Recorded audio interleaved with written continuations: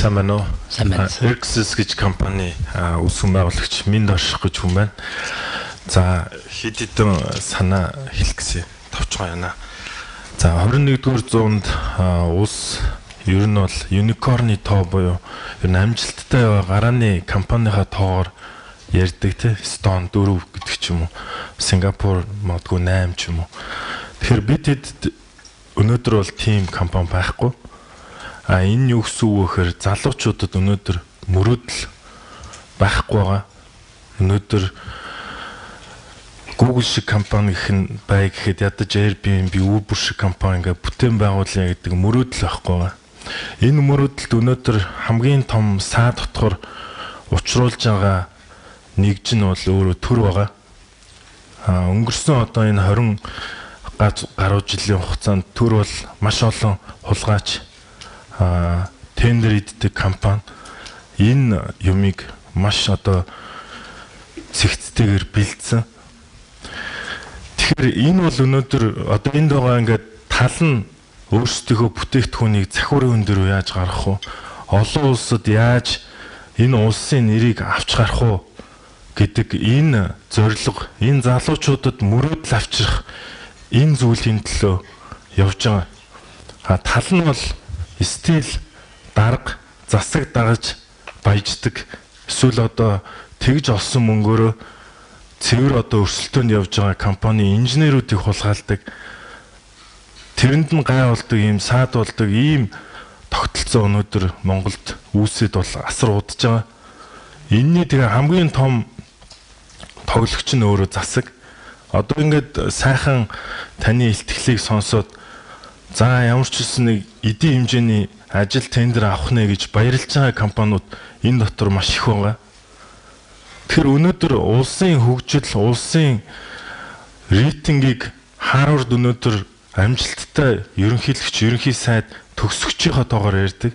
Манай улс өнөөдөр мөрөөдөл байхгүй, гадагшаа гарч чадсан ийм одоо олон улсын компани жижиг байхгүй. Яг хөө бид нар дотроо бол гоё харагдана л да. Цахим үндэстэн болчлоо. Яг хөө долоон буудлын хүмүүс сум аймагуудад бол хэрэгтэй. Гэхдээ энэ бол бас тийм том биднэрт ингэж импакт авчрах зүйл бол ер нь бол биш. Өнөөдөр биднэрт мөрөөдөл байж, өнөөдөр биднэрт захиурын үндэд компани хамгаалж иж, 2-3 компани хамгаалж иж залуучуудад мөрөөдөл үүсээд энэ нэг яригдж байгаа цахим ямар юм гэдэг юмнууд нь өөрөө ингээд байгалийнхаа хуулиар бүрдэх юм. Шаардлагатай бол бэлэн технологиуд нь ч байгаа. Энийг ингэж бас одоо зовж бүтээх гэдэг шаардлага бас байхгүй өнөөдөр. Чадсан улсынх нь чадсан юм, чадсан компанийн юмтай хамтраад ажиллаад ерөөсөө энэ яах юм байхгүй. Харин чадахгүй юм нь юу вэ гэхээр бид нар өнөөдөр олон улсад нэгдмэл байдлаар гарч чадахгүй байна. Өнөөдөр энэ яригдж байгаа тэр Vision Fund гэдэг зүйл бол өнөөдөр чухал. Өнөөдөр компаниудад Монгол гээд захиурын үндэд очиод сүүлийн 8 жил хөрөнгө оруулалт татах гад үзэж байна. Бид нар Африкийн нэг талах гутал өртгөл хүн. Та мэдж байгаа Америкт өнөөдөр Монгол гэж хинч биш.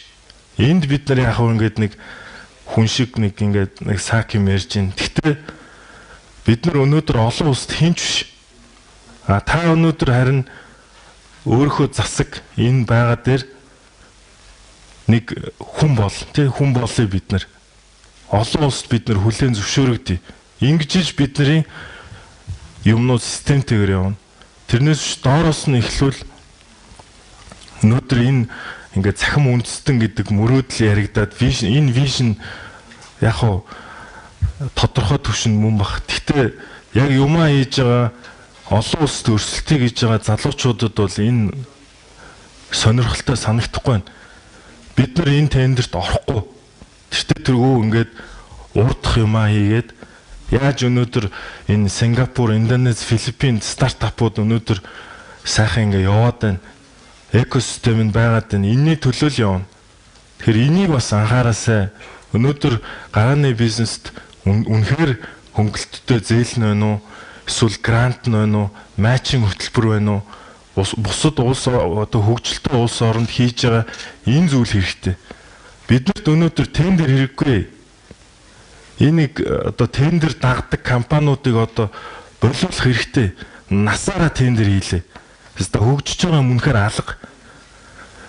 Энэ тендерийг аваад хүнд хэрэгтэй энэ улс их орны төлөөлөд гадаад зах зээлд юм хийж байгаа компани байвал одоо сайшаа.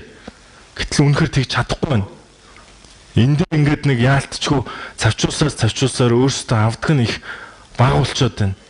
Тэгэхээр энэ бол үнэхээр одоо миний хэлж байгаа энэ мөрөөдөл энэ 21-р зуунд энэ гаргаж ирэх гээд байгаа зүйлийн хамгийн том гай хотгор нь өнөөдөр засаг байгаад байна. Дарга яамдууд байгаад байна. Энийг яаж шийдэх вэ? Энийг одоо өнөөдөр нэг 100 км зам гэхэд өнөөдөр хүн болгон тэдэн тэр бумыг мэддэг болсон. Гэтэл өнөөдөр ийм програм хийх чинь хэдэн тэр бумаар шааж байна. Энийг болмоор байна. Энэ одоо бүр учраа алдлаа. Энэ явах нохоод баах нохоо үнэхээр саад болж байна. Энийг анхаарч ажиллаарай гуйж байна.